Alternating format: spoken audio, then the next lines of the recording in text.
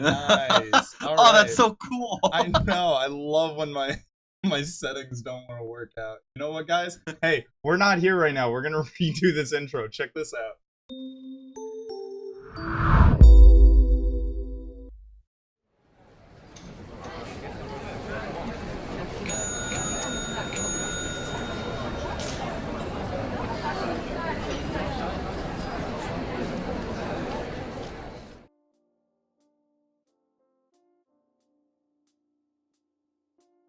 Hey you, hey all, and hello. Welcome back to the bakery with YungD0nut. I hope you're having an amazing Monday because right now mine is surely going down a really weird drain.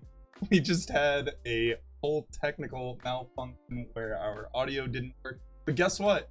It is now, and we're live, and we're joined with Prometheus Gaming's own Squid. Squid, how's it? Yeah, you want to do the boom again? Boom! We actually have a history of false starts on the bird call. No kidding. Yeah, like with Ginger, we've talked about like, okay, we're gonna make sure not to fuck up the audio this time, and then he does the intro Still while muted, manages. and we're like, come on, man. There's no easy way to run this. I'm telling you, OBS never wants you to do anything right your first time around. You just got to keep flipping through the cycles. It's just there to make you struggle, you know. Oh, it totally is. Just every update. Why not? You know, slobs, get your shit together. But nonetheless, we're here with Squid. I'm super excited to have this season come to an end and say goodbye to all our past guests and move forward into a brand new light. We're only, what, I think we're only technically 34 episodes deep, but it feels like it's been a fucking eternity. I don't know. I know you and Ginger on like early episodes of doing Bird Call, but I don't know how you feel about just the longer you go on, you're just like, wow, we're still going here. Yeah, well, Ginger and I are super not consistent with our content. Like, fair enough. He'll message me like a month and a half or something, like a month and a half later, and be like, "Hey, want to do another episode sometime soon?" And I'm like, "Yeah, probably soon." You know, like it's not like we have a set schedule we're sticking to or anything. Right. So I don't fully relate to that. Like, damn, look at all we've done. Because it's like back here, like, wow, we've done like 5 episodes in 3 years. Like, you know, we're just looking for the content, and when we find it, we shoot it and we go. Yeah.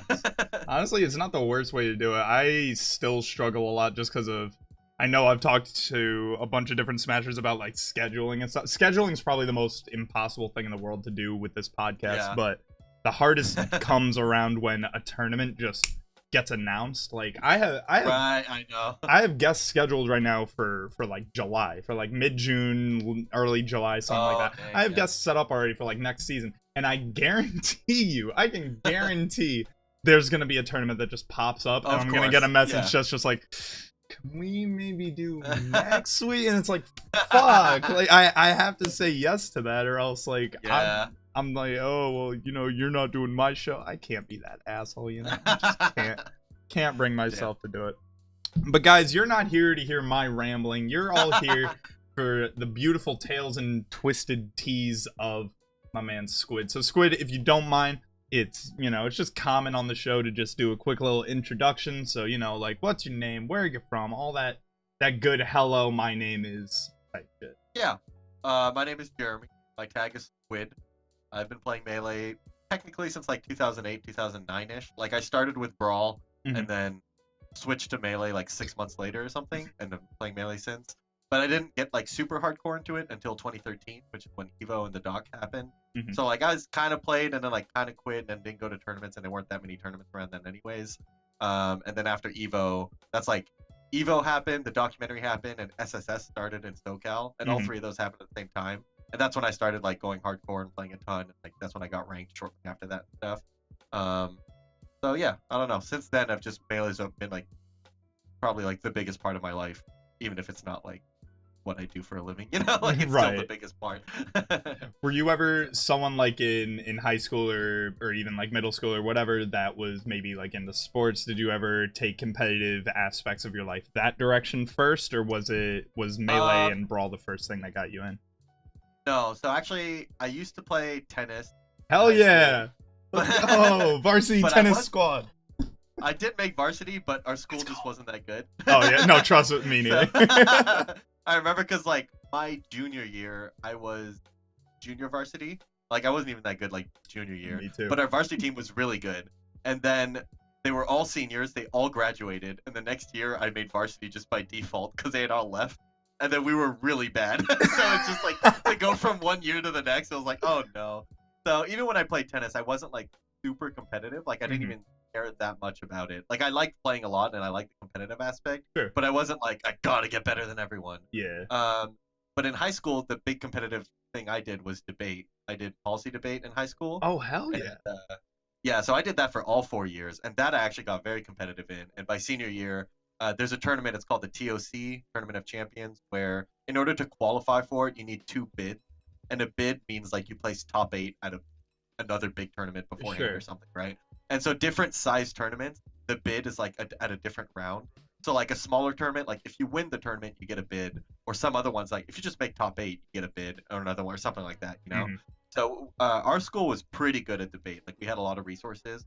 So we weren't the best team at our school. I think we were the 3rd best team. This teams of 2, but we were the 3rd best team. But we qualified for the TOC. So all 3 teams made it to the TOC there, and that's kind of like a big deal. Like making it to the TOC was like already like, oh damn, you're really good. Yeah. So yeah, so that was really fun. Debate was really good. That's probably the first place where I really found like my competitive drive and stuff.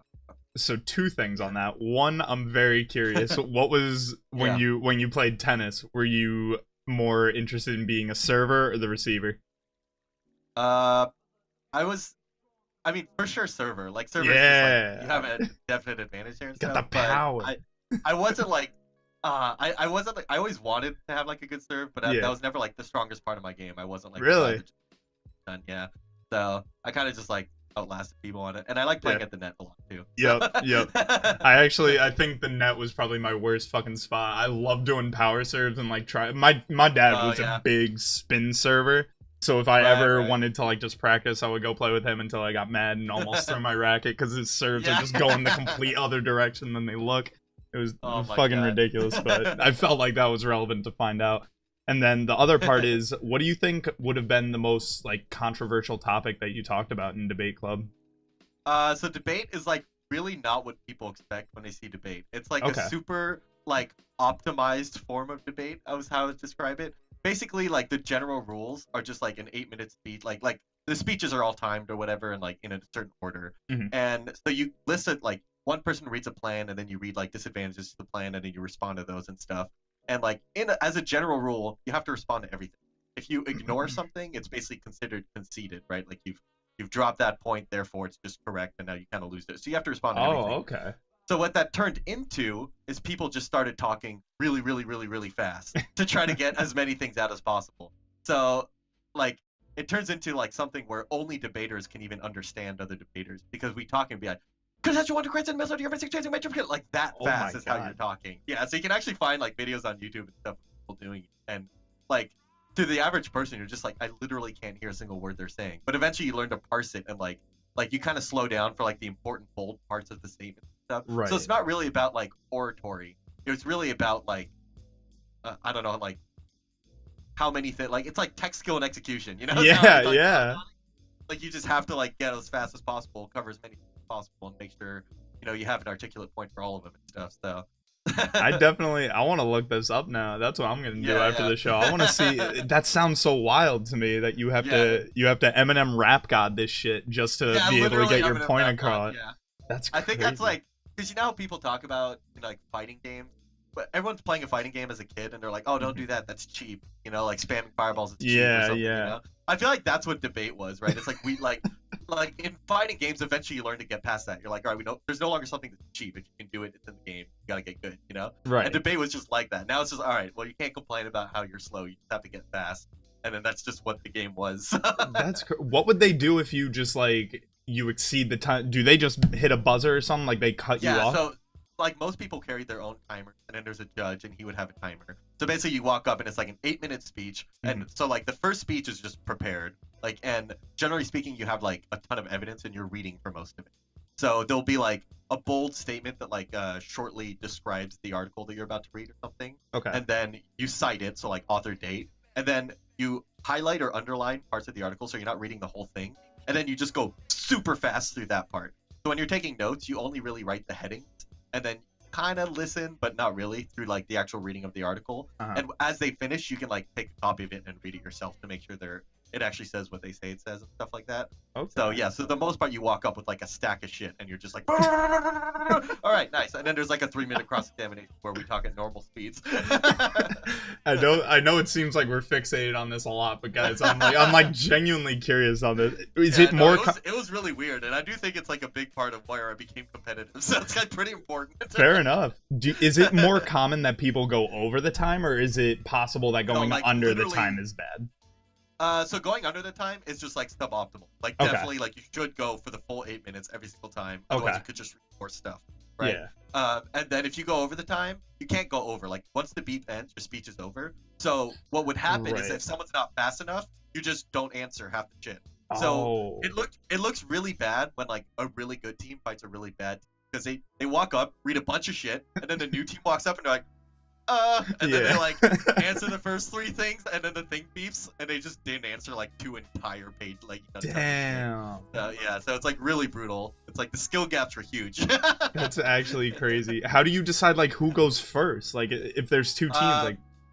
Yeah, so there's an affirmative side and a negative side, and there's like a topic that's global for the whole year. So for example, one year was like the United States government should increase renewable energy. So the affirmative side has to have a specific plan that increases renewable energy. So everybody has an affirmative going into a tournament, and generally there'll be like 6 rounds. 3 of them you do affirmative, 3 of them you do negative. So on the affirmative, you just read the same plan every time for the first speech, and then the negative will have disadvantages or counter plan, or like there's other nuance to it of what you can do, and then like the debate like goes from there. So generally speaking, there's like 2 positions. There's like the first affirmative and second affirmative, and both people give 2 speeches. There's like an 8-minute speech, and then the second half of it is all 5-minute speeches. So it's like all very structured, and like you have something that you do and stuff, but like. I got you. Holy hell. If this doesn't just describe passion and like care for something, my god. Right. And now to think that you also go over to Melee, my god. I know. I've had a lot of people too comment on the fact that I talk fast, like in general. Yeah. Because like I do interviews and podcasts and stuff every now and then. And even like post-tournament interviews, one time I like sat down and did one, and I saw Twitch chat was like, dude, Squid's just going off with the fuck. And then I have to like slow myself down because it's just like become normal for me to just chat wants to debate, you go at him, man. Don't let him tell you nothing. So I guess if we do switch it back to Melee a bit, so if this is what started a competitive drive for you almost, we, as you touched on just a little bit ago, you started with Brawl, and I think this will be a good start into what got you into Melee and leads into the follow-up question, where the hell does the tag Squid come from, you know? Let's get that timeline, you know? Right. So Melee was always my favorite game, like even as a kid and stuff, and I always was better than all my friends, but I cared more than them. So like I would become better than my friends, and then it'd be like, oh well, he's the best, so we don't really care. And that was just kind of it. And I didn't know about tournaments existing and stuff, so I just like didn't think much of it. I didn't like look for better players anywhere, and also like the internet wasn't huge back then, right? So it wasn't like trivial to find the communities, and I was young. So it wasn't until Brawl was coming out, like once Brawl was announced, like it's my favorite game, so I'm like super looking up and stuff, and I'm like Googling Brawl videos, and in that's how I found competitive I like found a tournament match. The first tournament match I ever saw was Mango versus Mewtwo King at like, I think it was SCSA, and it's Marth Puff. It's like a 7.5 minute match, super lame, but to me that was like the coolest thing I'd ever seen. They were just like moving twice as fast as I'd ever seen and stuff.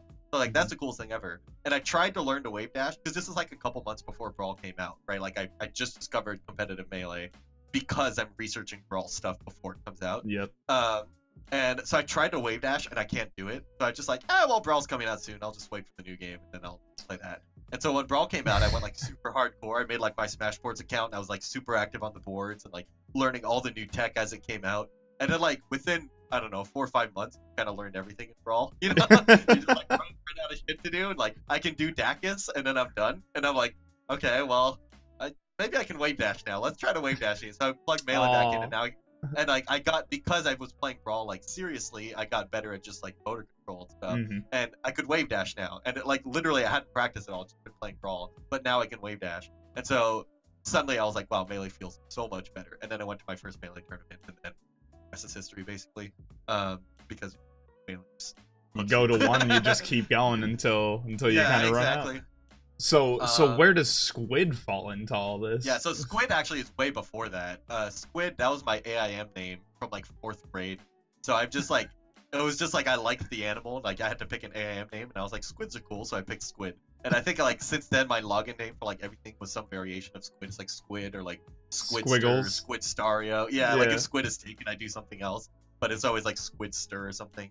So when I got into Melee, I just carried that over and took the same tag, and yeah, I still like it. So there you go. There you go. Do you ever dream of owning a squid one day? Yeah, maybe. Like the huge ones. You know? Oh, I don't know about it. Oh, God. No. Because I'm gonna be like once I'm like a super big millionaire, you know, I'll have like a giant mansion, and you Which walk is bound in, to happen. Huge aquarium, and there's just a gigantic squid room size. You know? Hell yeah. That would be amazing. You just have like the big glass room, and he's just like peeking through, just kind of looking. Exactly. Get his ass whooping in best of 5. Just saying. So do you think when you first watched those Mango M2K VODs, and I know you were saying like, oh, it was lame at first, but was that like... No, so like at the time, no part of me thought it was. It's just okay. Now I go back to it, and I'm like, wow, they're literally camping. Oh, yeah. Because it's Marth Puff, you know, and he's just like, kicking only Nairs in place in center stage, and Mango's like, messing around. Yeah, right. Was there anything you can remember about that match that kind of inspired you, that you're like, wow, this is what I want to be doing more of?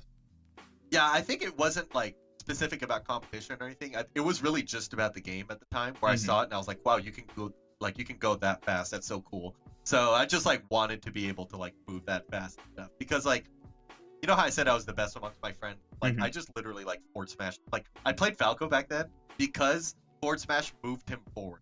That was the extent of my analysis, right? I was like, wait, that's sick. I can forward smash and then forward smash again because I moved forward with it. So, I'm a moving pain. Yeah, exactly. It was undefeatable.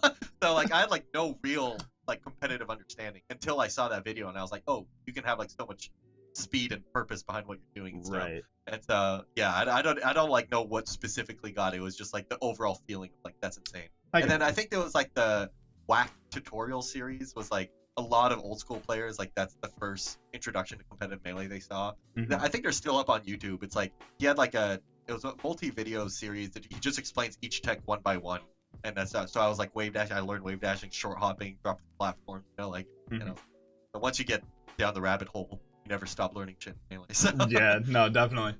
So once you start climbing that bird hole, oh wait, yeah, bird hole, that works too.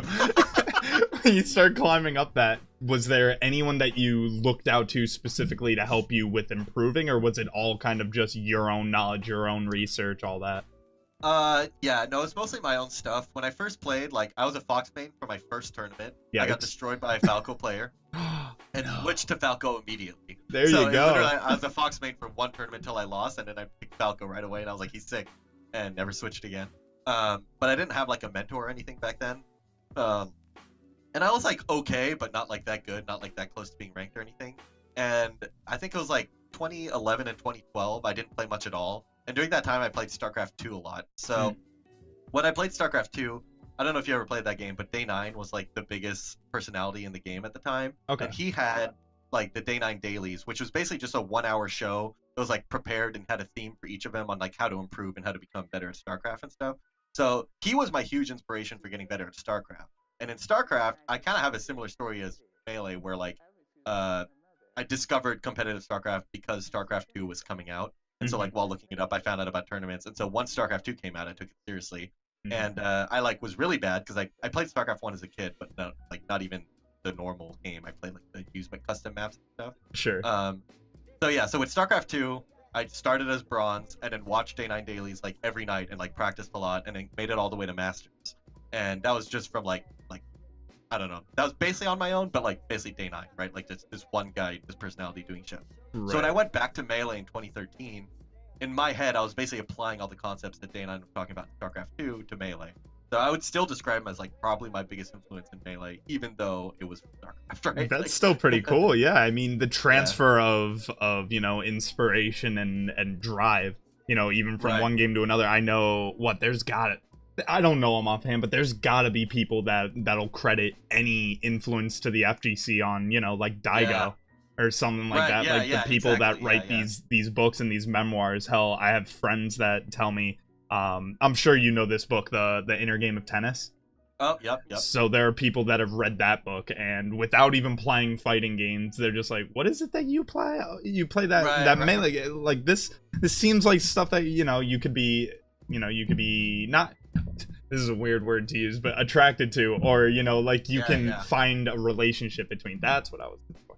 So when you see something like that, in my opinion, that's really, really cool. It's really cool.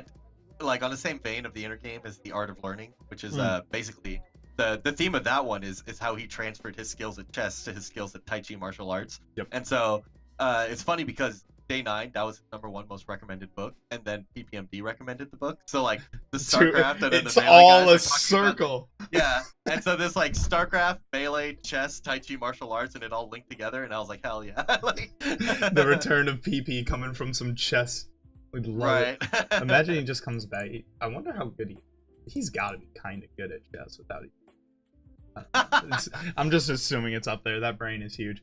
So transferring a little bit now, more specifically into Melee. Something I want to address is Falcos.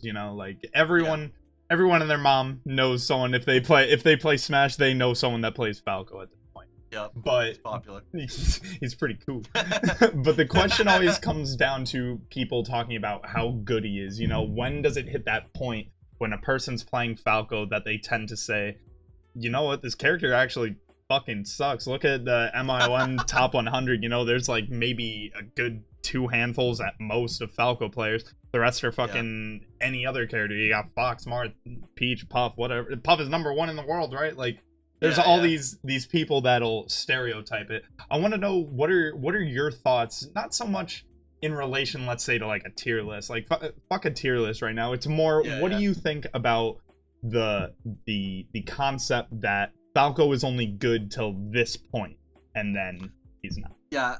That's actually something we have talked about, me and Ginger, before on the other podcast, and it's interesting because there's this perception that this is the case, but actually there's kind of a Falco at every level. So like right now, Mango is literally winning tournaments again, going almost all Falco, right? And he's like, we got our top 10 Falco. West Balls was our like top 20 Falco for a while. Now he's like fallen off a bit. Ginger is our top 30 Falco right now. I'm like the top 50 Falco right now. And then there's like a plethora from 50 to 100, with like, and all of which could arguably higher, with like Magi, Rocky, Ralph. For a while it was King Momo and stuff. Now it's like Bobby Big Balls been winning everything. So it's like there's really like quite a lot of representation at every level for Falco. And you know how you said like fuck a tier list? Like that's super true, I think, and like doubly true in Melee, where like it seems like Melee is so fast and there's so many options and stuff that no one's ever limited by their character. Right.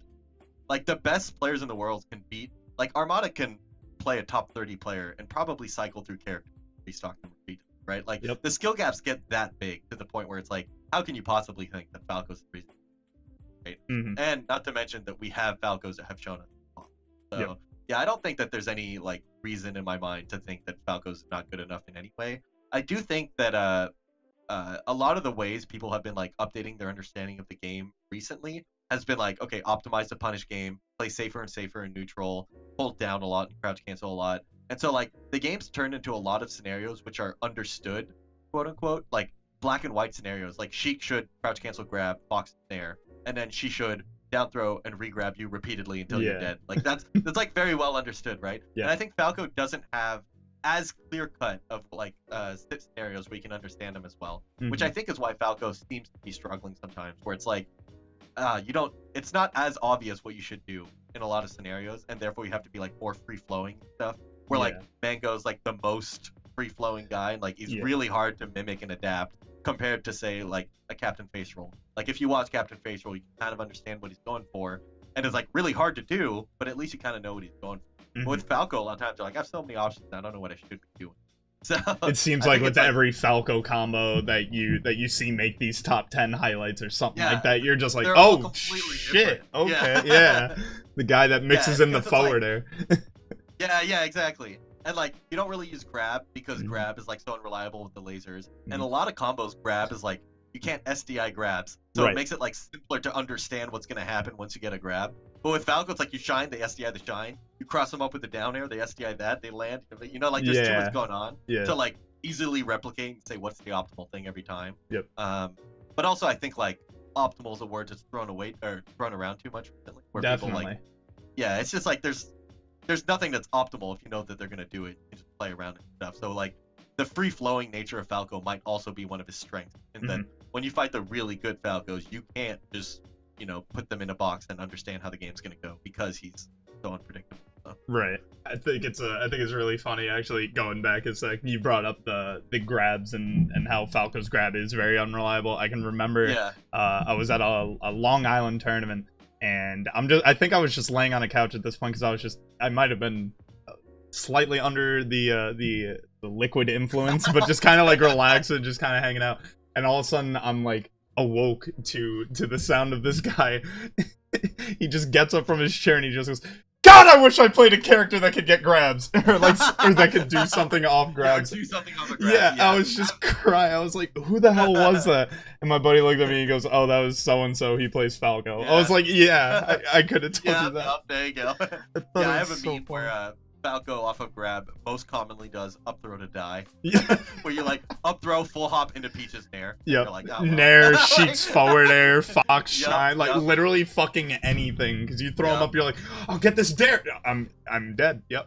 Or you up throw, you miss completely, they land, and then they dash dance grab your landing. Oh yeah. Come on. There's just no salvation. You just want to do so. I do love back throw mix-ups though. Those are still pretty fun to do.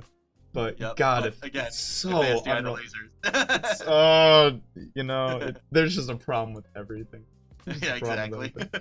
So I guess my next question to you would be, well, not even question. It's like you're someone that does a lot of tech demos, a lot of very, very well instructed. I just hit my mic. Instructed and visualized demonstrations of things that Falco players could do in very specific, like almost micro situations or just overall situations. I think the most recent one I saw of you was one for Falco dealing with Peach at the ledge. You know, like Peach I actually stalling. literally posted that today. So. That's why I just saw it. I love it. I was watching it earlier and I was just like, holy shit, that's really interesting. I had no idea, like, you know, the umbrella hitbox goes away at so-and-so frame. Like, these are different ways to cover different situations.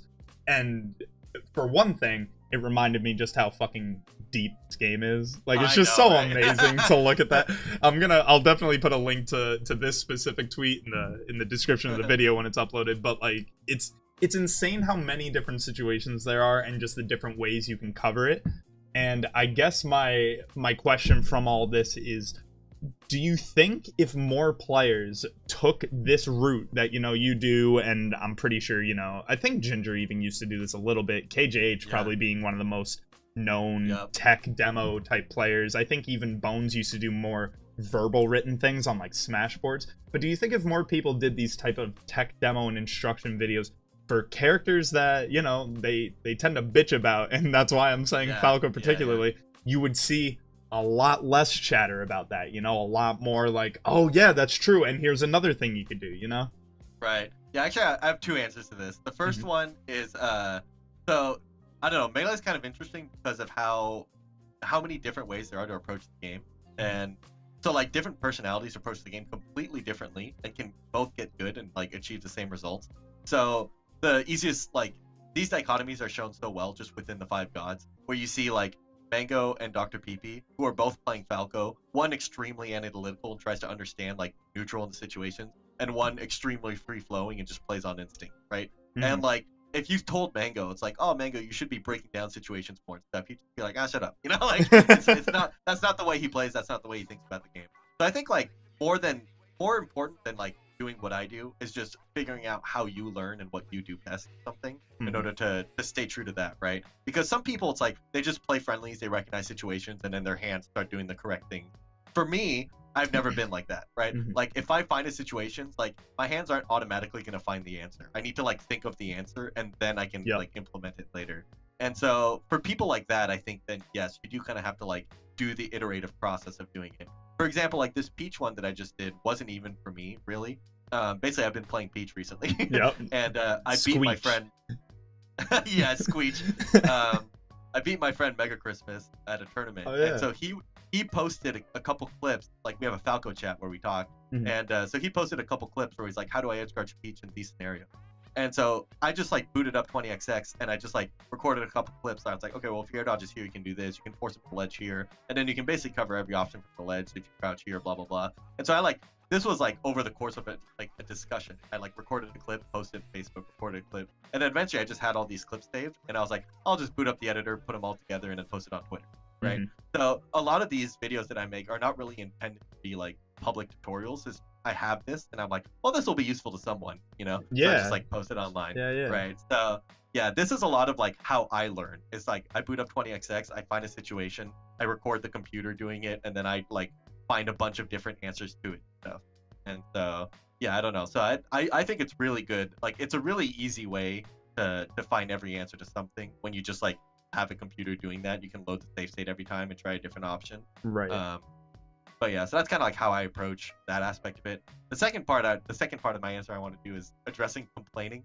Oh yeah. Because like, oh my god, dude, I feel like this has happened like recently because a long time ago in Melee, the culture was no Johns, right? Yep. Like that's a big part of the documentary where like no matter what complaint someone has, you just say no John. And I think no Johns went too far to where people would have very like, dude, I got in a car crash and my mom died yesterday and I literally broke my hand. And they're like, no Johns, dude. Yeah. And you're like, come no, on. I mean, that's fine. I'm just saying, you know, like. I didn't have to let you know. Yeah, no, I mean, it's fine. Like, you won, but Jesus, dude, like, a little sympathy maybe. Yeah. But not even that. Sometimes people would be like, I don't know, I'm just not good enough. I got outplayed. Yeah, dude, no Johns. What? I literally just said I wasn't good. What do you want from me, you know? So I think people started to ignore no Johns culture like as a thing because it got so ridiculous to where people were saying it to everything. But now it's like it's gone too far the other way. Now people are just bitching about everything. I can't tell you, like, I walk to a tournament and I hear like, oh fuck Marth, Falcon's easy, blah blah blah, you know, like just fucking every single matchup is easy and every matchup is brain dead, and I'm just like, shut up, just play the game. Like, there's so many things you could be doing better in any scenario that like complaining is never productive compared to like let's boot up a VOD. You're gonna tell me Martha's bullshit. Let's boot up a VOD and see where you're like rolling 3 times in a row.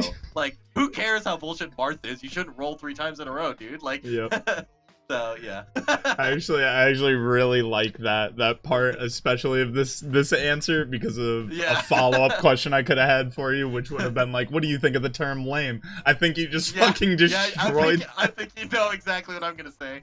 Like, oh my god. Like, that's one thing is I picked up Peach, and there's like a few Peaches in SoCal, and they all complain all the time about Peach being bad. And I, a Peach secondary, think Peach is great and Peach is broken, right? So like I play her and just like, oh dude, she just loses and gets camped. And I'm like, what do you mean gets camped? You live to 160, you just walk up to them. Like, what do you want, dude? Like, you ever hit down on the C-stick? My god. Yeah, exactly, dude. I love it.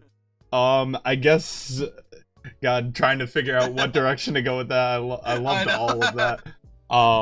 As far as going more in depth on, let's say, you know, like analysis and these people that do look over their stuff, what do you think has been probably the most helpful or beneficial thing that you've gained and maybe you've done for people that have started watching, you know, bird call analytics with Ginger? What do you think has been the most beneficial?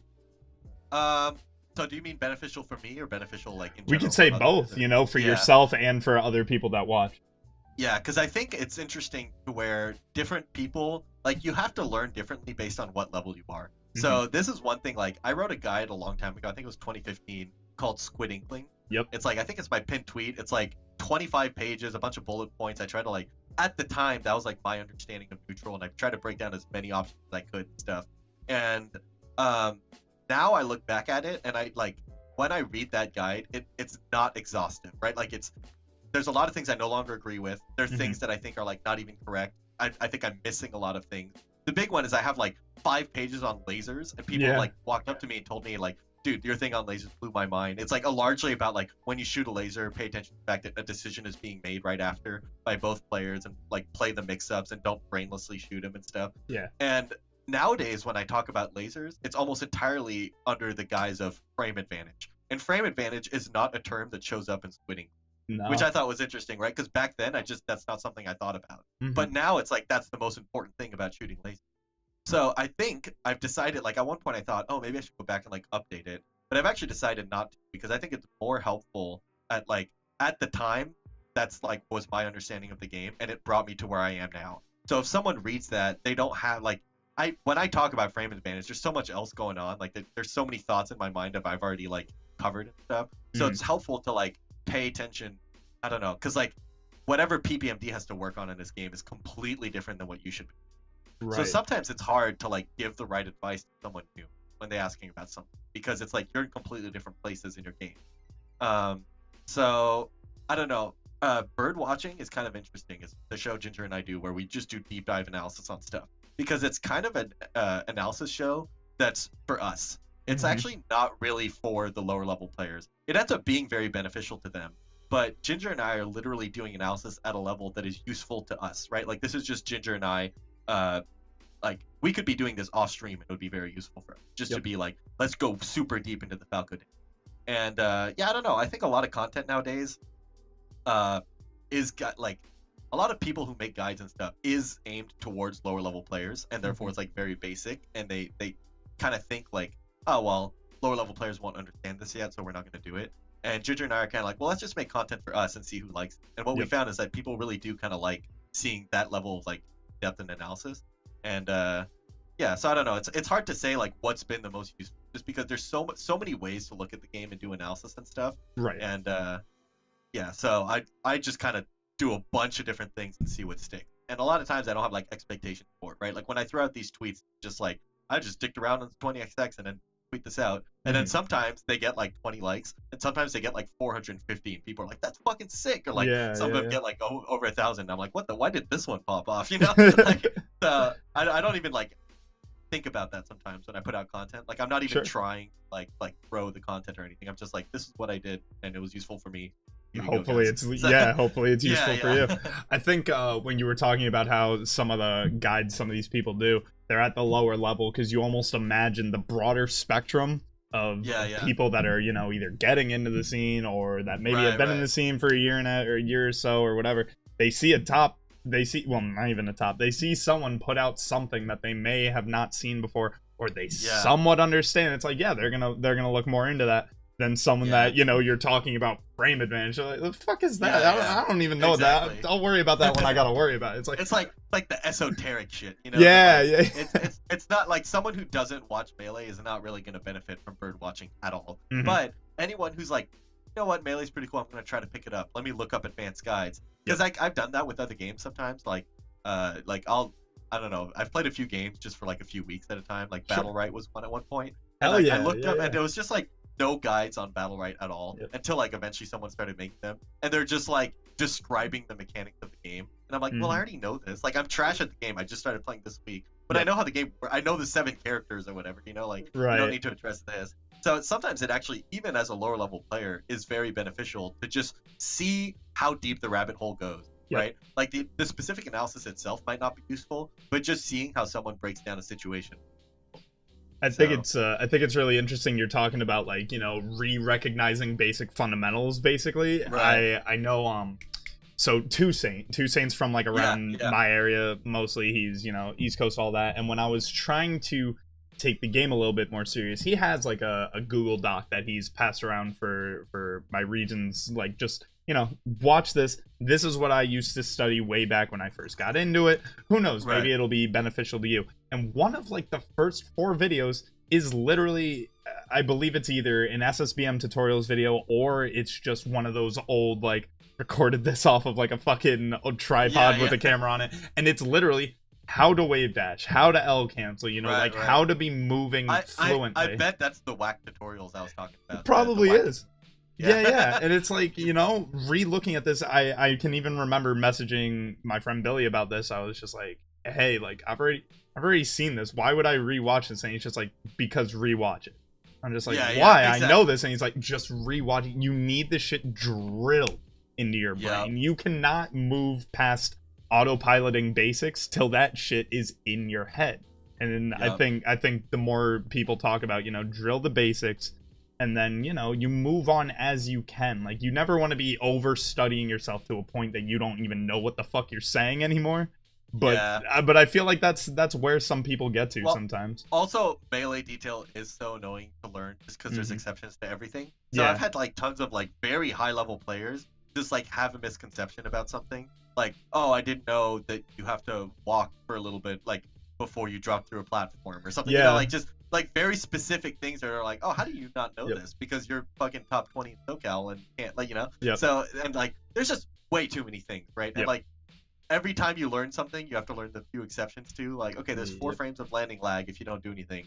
Unless you're Pichu, then there's 2 frames of landing lag. Did you know that? Like, it's just like a bunch of dumb shit like that, you know? And it's every time you rewatch one of these old tutorial series, I feel like I always like learn one more little like details. Like, wait a second, you know, like. So. And talking back on the Inkling series, and you're saying there's like, you know, there's some things that you don't agree with anymore. Do you ever think about maybe making a version 2 of it, you know, with a little bit more update to it? Or do you think maybe just these Twitter videos and these updates you do, this is your Inklings 2.0, 2.1, 2.2? I think it could be useful to like aggregate like my current knowledge once again and kind of put into a Google Doc like that again. It was like kind of a lot of work, and even that at the time, it wasn't like, that was just kind of me sorting my thoughts out and then being like, well, let me publicize it. So even that wasn't really intended to be like a guide. And I think when I first posted it, I even wrote that in my Reddit post. I was like, this is like a bunch of just thoughts, you know, and I guess I'll call it a guide, but it's, you know. So I don't know if I like want to do it now, because like I don't think that would be that beneficial to me at this time to do that again. So maybe it would, like, it might be worth it in the long run, or like down the road is what I mean, to do it again. But right now, just doing the Twitter videos, doing bird watching and bird call and stuff, like that's kind of where my outlet for like sorting my thoughts out is. So I don't really feel the need to do that right now.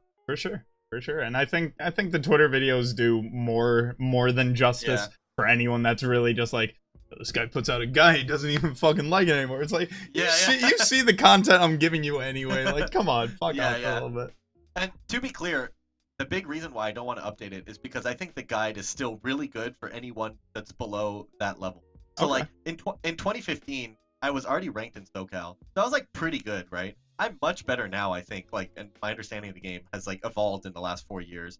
But I think like I was, and this sounds pretentious, but I was more relatable back then. You know? Like now, like I've had people comment on this where like they ask for advice, and it's really hard for me not to get sidetracked 20 times and talk about like, like, oh well, because like one thing I have now, I have this, it's almost a meme, but it is serious. It's a concept I call L frames, which is the distance a laser travels in 1 frame. So you can basically, a laser has this much frame advantage if you hit him at point blank, but if the laser travels a little further away, technically you have more frame advantage. So I started trying to like document how far it travels per frame, so that I could be like, oh, you're 5 L frames away, so you have plus 13 frames. You know, like that's how details I can get and stuff. That shit is not useful to someone who's struggling with the execution of shooting a laser. So I think it's way more useful to read my 2015 thoughts on lasers than to read my current thought on lasers, because it's just like I can barely sort my brain out when it starts thinking about lasers, and I'm just like, stop, just play the game. You know? So yeah, I do think that it's like useful to have a time capsule like that and just like leave it as it is, because that's probably more useful to people now. No, I love that. I love the idea of a time capsule. I like that you use that phrase for it. I love the idea of time capsules. You know, I made this, it's public here. In 10 years, you know, I'm gonna go back, I'm gonna laugh at that. Who knows what I'm gonna think of it back then. So hell yeah, I love that idea. Quick question for you, and this might be a bit of a spoiler, but from the way that you've described these highlights and these tutorial videos, I feel like I'm not actually gonna be able to get a good answer out of this. Do you have a sneak preview of what you think your next video on Twitter is gonna be? Yeah, kind of. So like not specifically, but I think my next few Twitter videos are going to be Peach videos. No. I've been doing a ton of like Peach labbing and stuff, and I haven't like found anything like new yet. But I always like, it's not, a lot of times when I post, some of them are new, some of them are just like not enough people do this. Some of them are like, I didn't realize I didn't do this, so here it is. But like with Peach right now, as I'm learning a bunch of stuff, like there's so much things I've never seen anyone talk about, and like I'm just like, why doesn't anyone talk about this? This seems really important. And then I watch videos, and all the top peaches are doing it, and I'm just like, but I've never heard anyone talk about it. So I'm just gonna post my findings as I do them. So yeah, a lot of times when I do these videos, I'm not looking for something new. I'm just like, oh, I lost an army. Let me pull up an ice climbers and do something. Oh, I can kill ice climbers off the top on battlefield like this. Oh, let's post that on Twitter. So it's like really just out of nowhere, kind of like how I do that stuff. For sure. Yeah, so I don't have any specifics, but expect. But more Peach, yeah. So Peach mains out there. There you go. You got that to look forward to. Some more Squeech videos. I actually remember a long time ago I posted a Twitter video for a Falco thing, and I think it was Monk, but might not have been him. But I remember someone responded with like, "Why can't there be a Squid for Peach, or why can't there be a Squid for someone else?" You know, like, and someone else responded with, "It would be too broken, like it would be too easy." Like, I actually had someone in my chat. I was gonna save this for later, but yeah, Taxi 2 Stock says tell him to do some stuff for Puff.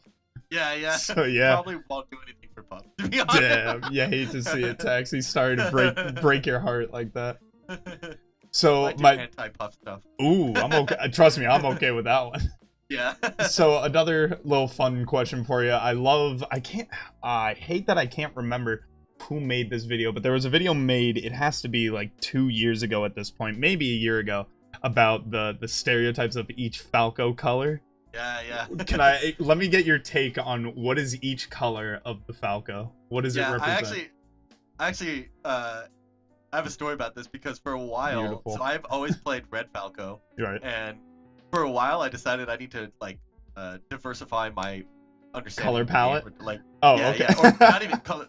Yeah, like literally in the game, I need to understand different ways to play and stuff. Right? We've talked about how different PPMD and Mango are. So for like 2 weeks at a time, I played a different color, and I had a name for him, and I had a playstyle associated with him. Oh my god. So the first one was I played Blue Falco, and I called him Squanguzin, based on Zanguzin. Yes. And I just hella shot lasers and tried to not approach as much as I could.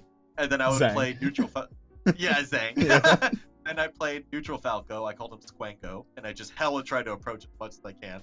And then I wonder who that one's based off of. Yeah, I mean, they're all pretty... Yeah, I mean, the stereotypes, I think, often come from the top player of that color. Yep. For Green Falco, I was just like, I didn't have a good name, but it's Squeaky MD. Right? Squeaky MD, yeah. And I just, like, tried to be more methodical with, like, a balance between lasering and dash dancing and stuff. And then Red was just me, right? Like, so I could just, like, after I did all of those, like, 2 weeks, so it takes, like, a couple months to go through all the colors. And then I went back to my playstyle and see if I could, like, integrate these things into my play. So I think there, like, might be some usefulness to this meme of like, can we look at the something. One thing I will say that's pretty funny is that Westballs and I play very differently, and we both play Red. So that like kind of breaks the Red stereotype, I think, because like a little bit, Red used to be seen as like the ultra technical, like super fast, crazy Falco, and then I'm like a very laser heavy Falco that's like very methodical and stuff. So I think people still kind of see Falco as like the fast, aggressive one. But it's just kind of funny to see, like, because also, like, recently I've been playing Neutral Falco, not really for the last, like, few weeks. Just because, so it's just kind of funny to just, like, break down the stereotypes. Mango wins a tournament, you gotta rock the Squango for a little bit. Right, you know? Exactly. I love it. And I think as far as I like to finalize questions about, well, kind of three, as far as Falco questions go, what do you think is one of the biggest struggles that Falco players face? Yeah, I think we kind of talked about it. I would say it's the free-flowing thing. Oh, that's right. Things, we did talk about that. That's why I knew this was... The fact that things aren't as set in stone with Falco makes it really complicated. Like you know how I was talking about L frames with lasers? Yeah. Lasers are, like, on one hand, sometimes I go too much into detail. But on the other hand, they actually are that complicated. Where, like, if you tell someone, oh, yeah, like, if they dash back your laser, you can get close enough and then you can laser down air them. Okay, but if they smash the eye of the laser away, and if the laser's slightly too high, and if they crouch the laser, and if they, you know, like, there's just so many exceptions to everything. So if you want to go, like, too much into details, it's easy to get lost in the details. And if you don't go enough into the details, it's easy to just not understand why things aren't working. Like, oh, I got shield grabbed? I thought that was safe. Oh, yeah, your laser was stale, and stale lasers don't have a much shield. You know, like, shit like that, you know? So it's like, yeah, I think it makes it really hard. For sure. The next question was going to be, what do you think about Falco as a team's character? I feel like he's not one of the, you know, the top, like, you know, you don't see a Falco in almost every team, you know? So what do you... I'm actually I'm the wrong guy for this one. I actually hate teams. Yeah. Oh, entirely. you just hate teams? Yeah, I don't really like teams both as a format, and I just don't like teams activity in general. So like for me, Melee's always been very like, I love the fact that it's 1v1 and that you blame yourself for every loss and that you can go back and like sometimes you feel really shitty after a loss, but you have to deal with that yourself and blah blah blah. And yeah, so I don't really like sharing that experience with someone. Like to I don't know.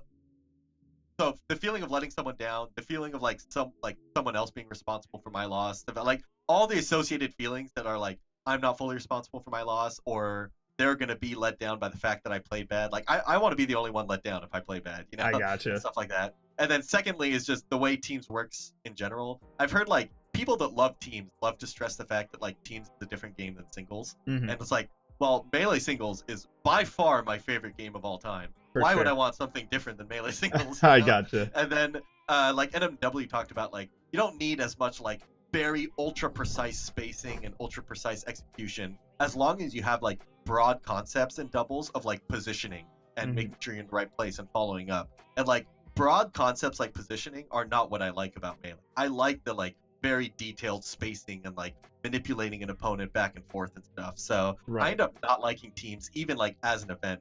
Recently I've been playing Peach and I actually won a teams tournament yesterday with Face Roll, and it was like almost a meme because Peach is like much easier to play than Falco in teams. You just kind of put yourself in the right place and hit down on the sticks, you know? And so at one point, like, I walked into the middle of them and I, like, did 3 down smashes. I got, like, 140 damage, you know? And I was like, of course. You know what? I don't know what it is. I think I just like teams now. You know? It's just kind of fun now. It's just, I don't know. I picked up Peach and I just kind of like teams now. So clearly, Falco not the team's character, and Squid not the team's person. There we go. I think if I tried to give a non-meme answer, I think Falco is good at teams, but once again, it's kind of complicated. Santiago's really good at teams, and the NorCal Falcos are really good, like Rocky and Ralph. If you watch, NMW released a combo video, a teams combo video of him and Rocky, and they're like nuts. Like Rocky saves his teammate off stage with lasers every time. And like Shine is a perfect combo starter for Falcon's knee into back air into down air finisher. Like so he definitely has a ton of stuff that makes him really good. But the fact that you're fragile, you have to be careful. Also, like CC is like people complain about CC being a dumb mechanic in singles. It's like twice as dumb in doubles. Because like if Falco like trades with a Peach and then he gets knocked into a Sheik down smash into a Peach down smash, like Falco dies. I don't want to think about that. That just... Like there can be favorable trades in singles. But in doubles, Falco almost never has favorable trades. You actually end up kind of have to avoid, like, obviously it depends on the team comp, but like Falco versus Peach Sheik as a team, you have to just not fight them. You just shoot lasers and like support your ally and shoot lasers and follow up off their hits, shoot lasers and cover their hits. And then once they're at like 130, you can start fishing for back here and stuff. So it's just the way teams end up, it's just not for me. I gotcha. So I guess my question on that is, would you rather the would you rather segment, would you rather play on a 4-man singles rotation setup or teams? Yeah, for sure. You would rather do that than teams? Oh my, this guy's wild. It's not close. I actually would rather sit there not playing Melee than play teams. Oh my like I'm at tournaments and like people will walk up like teams and I was like no. Singles, spectate, teams, or literally anything else teams. I used to call teams the PM of Melee events. Like wow. That's actually fucking hysterical. Teams is the PM of God. Long Island must hate you right now. Teams? Yeah, I'm making enemies right now. That is amazing. All right, and I guess my final question on Falco for the time being, God, that was great, is if you were to think about all your time spent in Melee right now and your dedication of Falco, who would you say is your #1 favorite Falco? Just at all. Yeah, PPMD for sure. PPMD has always been my favorite Falco, both because of his playstyle and because of his like the way he articulates the game. Like he's so good at talking about Melee. Which is something that's like, even if Mango was my favorite Falco, I wouldn't understand how he thinks as well. Because PPMD has hundreds and hundreds and hundreds of pages on Smash boards, and he's done videos, and he talks about the game so well. So I've always like loved PP and clicked with him a lot in terms of how he thinks about the game. So much so to where like he's become like mentality thing for me, where like if I lose a match, like if ever I start to get tilted, like we talked about this when talking about complainers and stuff. If ever I would start to get tilted or think that like any reason I lost is like, oh fuck Martha, blah blah. Oh, PMD would literally force dock this guy. How can I be complaining? You know? So like it's just like become like. And PPMD is now an entity more than he is a person in my head, you know, to where he's like, he is the theoretical perfect Falco that I should strive for at all times, you know? And thank our lucky stars, he's back with us again. Shoutouts to Kevin Nanny, the Kevin Lord. So, switching now a little bit more towards, you know, just things you've done with, you know, the community, a little bit more just on a personal note, because we've complained about Falco enough for today. So, one thing I want to talk about, I'm someone that I 100% am okay with being this and recognizing what this is a doc kid. You know, like people sometimes are kind of like, I hate that title, I hate having it on me, but you know, I can relate with it and I can understand it. That's where I came from. And a big thing that you've been a part of was the 60 Frames mini documentary that Mr. B Sharp did. It was, in my opinion, it was really, really well done, especially for, I'm assuming, the budget and the means he had to do it. You know, it seems like it was a college project and it was really, really well. Incorporating, you know, 3 different levels of play. I think that was super cool as well, even though, in my opinion, you could contest that you and Hugs, at that point, you guys were... You know, so like he was definitely objectively better than me at the time. Sure. But in the documentary, there's a set where I took him to Game 5 last stock, which I thought was really funny. That's just because it made it seem like it wasn't a clear stuff. I think at the time it was clear. Like he was definitely a tier above me. Now I think it's no longer like that. Like we're now pretty close and stuff. But it's just funny how it like in the set he's like, here's the pro level player and almost losing to the mid-level almost player. losing to a mid-level guy. So I guess my first question for you was, being a part of a documentary setting like that, how was it for you? Did you have a fun time with that? Was there anything you specifically liked about it, you know? Yeah, that was actually really fun. So it was a college project. It was his senior thesis as a documentary student at Chapman. And so basically he would go to a bunch of tournaments. Like this was like a few months of filming, quote unquote. And at every tournament he would like mic me up, and then basically I was just being recorded the entire tournament. And then he had like a couple times I think where he came over and he just had like long form in-person interviews, kind of like what we're doing now, but like in person. And so that's where like the clips of just me talking to a camera and stuff. So yeah, the process of being like mic'd up at tournaments, and then he would follow me around with his big fancy camera and stuff. And so like, and that was pretty funny because like I looked so important at tournaments, right? Like I'd walk up, I'm getting like 17th, and just guys following me around with the camera, and then like I lose, and then like Mango's playing Grands, and he's just asking me questions in the corner and shit. So that's like pretty funny, and it just like I happen to be his friend. He's like documentary student chap, right? Like that's how I ended up being the guy for this. So, but the whole process was really fun, and I remember like things to remember about it. It's just like having a mic at all times. You end up having to be like careful what you say, you know. like obviously I don't have any like big controversies in my life, but people would walk up to me and start talking, and I'm like, by the way, you're kind of being recorded. Like, you're live, just so you know. Like don't say like fuck women, you know. Like just be careful. What... Bro, that party last night. Hey, mic'd up, buddy. Whoa, yeah. Speak a little louder. Yeah, we got him. Cue the ladies and gentlemen, we got him. That's amazing. You say in the beginning of the documentary, actually, I think it's probably the first thing you say is it's hard to explain Melee to people that don't play Melee. Now that it's been a few years, you know, in my opinion, honestly, I don't think it's that hard to explain. Do you still believe this, or do you continue the thought that this game is not easy to explain? So, yes and no. I think it's more what I meant is it's hard to explain esports to people that don't know esports, right? Yeah. It's hard to explain why I care so much about a video game, basically. And I still have this. Like, I work full time, and most of the people I work with are like 50-year-old ladies, and there's no getting across to them like why I care so much about this, you know? Like, I just, but yeah, I think it is becoming more normalized overall. Both like Melee is more understood, esports is more understood. People kind of get it a little bit, and but yeah, and I think like it's not impossible to explain it, right? Like people see passion and they can understand passion for anything. So like once you start kind of talking about, you know, the experiences, community, like what the struggles and hardships and like the life lessons you get from it and stuff, people kind of start to see, oh, this is important to him, you know?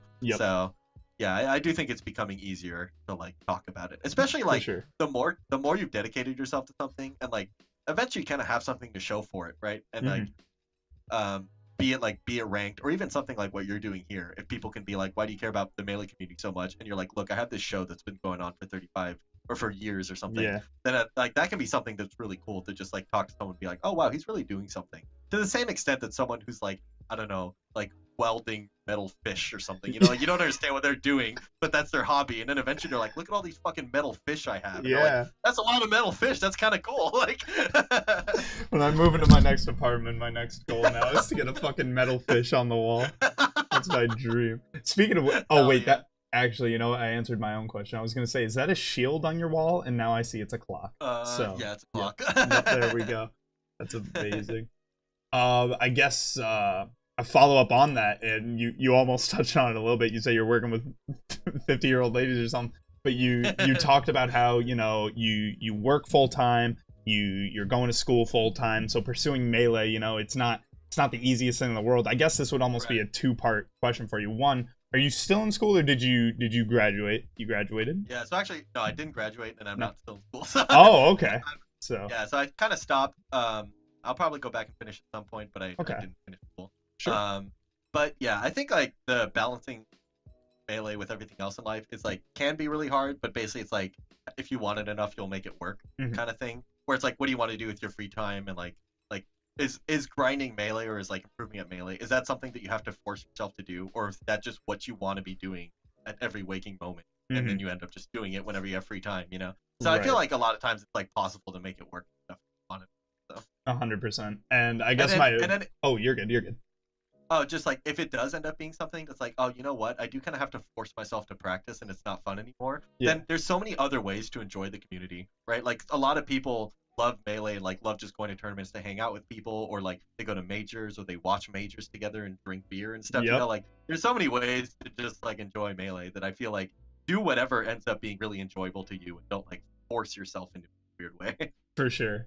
I guess and then my second part to that was really just that statement about, you know, people that work, people that go to school, you know, this doesn't seem like a very uncommon, you know, thing for Melee players. I think we've got to be one of the, well, this is probably a broad assumption, but we've got to be one of the larger communities that are like that, because we are very, as long as we've been around for fucking close to like 15-20 years, whatever it may be, but our community is still very young. And in young, I see people going to school, I see people working full-time jobs, I see people literally saying they have to drop out of the, you know, playing in tournaments and going to things because I have obligations and things like that. Being someone that's been in the middle of this and been in that situation, if you could offer, you know, like a piece of advice, what would you say helped you in those times? Yeah, I think my answer is like, I think nationals are overrated. Okay. I think that people, like, Melee ends up being so hard to balance for people because like nationals are so expensive to fly to, and like they take up an entire weekend, and then you can't like fly. But like a lot of times when I like my experience with the Melee community was just going to locals, and I mean, maybe I'm super spoiled because I come from SoCal and locals are insane, you know? But and there's like a million of them. But like, you don't have to like break your back to play Melee. Like Melee should be something like, and you don't even have to break your back to improve a lot and get really good, right? Like you can just, whatever time you spend, if you're like pretty productive about it, or if like when you play friendlies, you think about the game while you play, and then you'll just get better and stuff. So like, if you don't have that much time, or if you have too much stuff, and you're like, oh, I have to take a break from Melee, take the break from Melee. But that doesn't mean, oh, I have to retire, like make a big dramatic post or anything. Like, no, just play the game when you want to play, and then get better at your own rate. You know, that's kind of like, you know, like I brought up that I've been playing Peach recently, and I've had so many people walk up like, "Oh, are you a Peach main now?" And I was like, "I don't know, I just like playing Peach right now." It's just like, the game only has like 26 characters. Let me play this other one for a little bit. People are like, "Oh, where are we gonna seed you? Like, where's your ranking gonna be?" And I was like, "Oh, that's not my problem. That's your problem." You know? Like, I mean, as long as you don't take the Twitter to bitch about it like certain people, you know, who really cares. No, I respect that. I recently went to my first national. I went to Pound this year, and you know, like, sure, it was a great trip and all that, but like I had the funds. If you have the means to do so, I 100% agree. It's like what I I used to go to nationals that were close to me. So I'd go to SoCal. Sometimes I'd drive to NorCal. I've been to Arizona and like Evo and like Nevada a few times. Yep. So like there's ways to go to like multiple nationals a year without spending $600 on flights and taking entire weekends off repeatedly and stuff. So it's just like I kind of think it's overdone. Yep. Like for people that aren't at the top level, I don't think you should be going to that many nationals. But also, you know, it's probably good that people are doing that because it keeps them alive. So like, just don't put yourself in debt. Don't put yourself in a fucking debt just to go to the goddamn Genesis 17 or whatever the fuck. Yeah, exactly. Just literally afford food, please. All right. That's the message here on the bakery. Make sure you can afford a good donut every now and again. Because I think people used to say like you have to travel to get better, and there's some truth to that, but it definitely was more true in the past, where like we didn't have infinite resources online and stuff. Because like back in like 2012, people really talked about how you have to travel to get better because you play different play styles. There might not even be a Marth player near you and stuff like that, right? Yeah. But like now there's just so many tournaments and like GoFundMe's and people getting flown out. Like if I go to only SoCal tournaments, I'll eventually play IBDW because he'll fly in. You know, like I don't know. There's just like so much going on, and like now like as you get better too, you get a few more opportunities. Like when I got ranked and when I got like a couple notable things, I got offered flights from POs to go to certain things. Hell yeah! And then eventually I got a sponsor. You know, and so it's like you can just work your way up there organically. Just like go to tournaments. Prove yourself. Prove yourself, but also don't worry too much about the destination. You know, like just play the game, enjoy the game, and eventually you'll look back and be like, wow, you know what? I've been playing for 6 years and now I'm pretty good. And people kind of care about that now. That's kind of cool. So big agree. Also, huge shout outs to my boy at IBDW. He made it to Summit. Let's go. Yeah, so proud that was insane. By like 600 votes, I think. Let's go New York on the map, though. You know, we'll take it. So I guess one last question I have for you as far as like, you know, with that documentary and all that goes, you know, your first match that we see you play, you know, it's versus Hugs for that winner side on top 32. You pulled out some gum or Tic Tacs at that at that moment. And I'm sure you've picked up on this by now. Hugs goes like this. And it seems like he's smelling his breath a little bit. Do you think he took that as like a, shit, does my breath smell? Because then when he asks you, and he asks you on stage striking, kind of puts his hand in front of his mouth and just kind of goes like, do you want to go there? That's really funny. I actually hadn't picked up on that. I saw that there were YouTube comments asking like if I took Adderall or something, because like they were like, "What is Squid taking?" And then like another comment was like, "I'm pretty sure that's just Tic Tacs." Just fucking gum or something. That's come on. It was like the orange Tic Tacs boxes and stuff. So, but that's really funny that people are then taking it a step further. Hugs smelling his breath. That's the first thing that came into my mind. I'm just like, Hugs thinks his breath smells. I'll have to go back and look at that because I don't think I even realized. If I had to guess, I would guess that probably like warming his hands or something. It doesn't. That is no way I've ever seen a person warm their hand. It's one hand and the type shit. No disrespect at all. I just thought it was super funny that they kept that shot in, just so Hugs checking his breath while you're eating Tic Tacs. But that's what they were. They were Tic Tacs, not gum, or was it gum, not Tic Tac? Okay. It was Adderall.